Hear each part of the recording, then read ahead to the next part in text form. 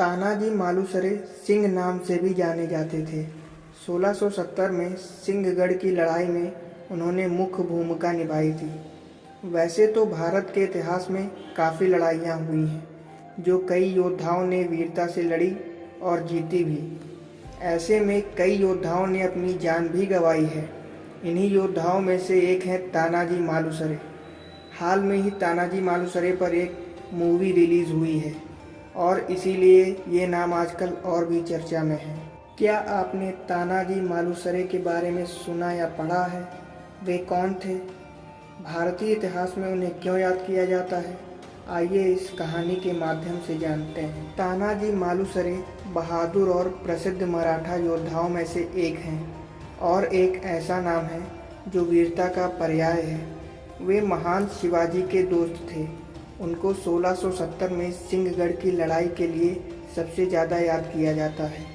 यहाँ उन्होंने मुगल किला रक्षक उदयभान राठौर के खिलाफ अपनी आखिरी सांस तक लड़ाई लड़ी थी, जिसने मराठाओं के जीत को मार्ग को प्रशस्त किया था।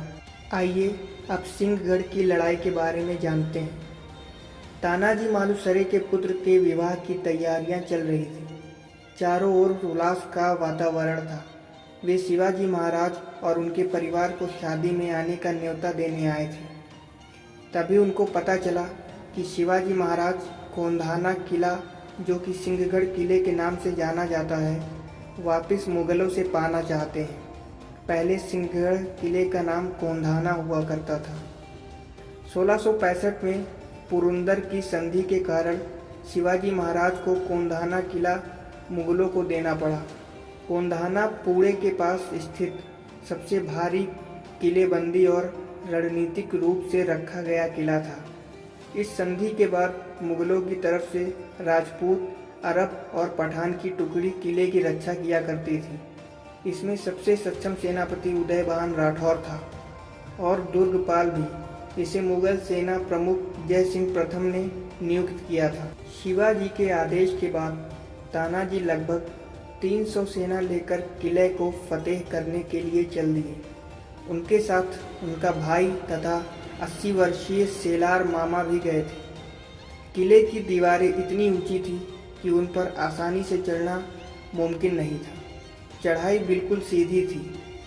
यही आपको बता दें कि उदयभान के नेतृत्व में 5000 मुगल सैनिकों द्वारा किले की रक्षा की गई थी। एकमात्र किले का वो हिस्सा जहां मुगल सेना नहीं थी, वो एक ऊंची लटकती हुई चट्टान के ऊपर था। ऐसा कहा जाता है कि तानाजी अपने एक पालतू जानवर, जो एक विशालकाय छिपकली थी, की मदद से उसकी ऊंची चट्टान पर अपने सैनिकों के साथ चढ़ने में कामयाब हुए और मुगल सैनिकों पर हमला किया। इस हमले के बारे में उदयभान और मुगल सैनिक बेखबर थे।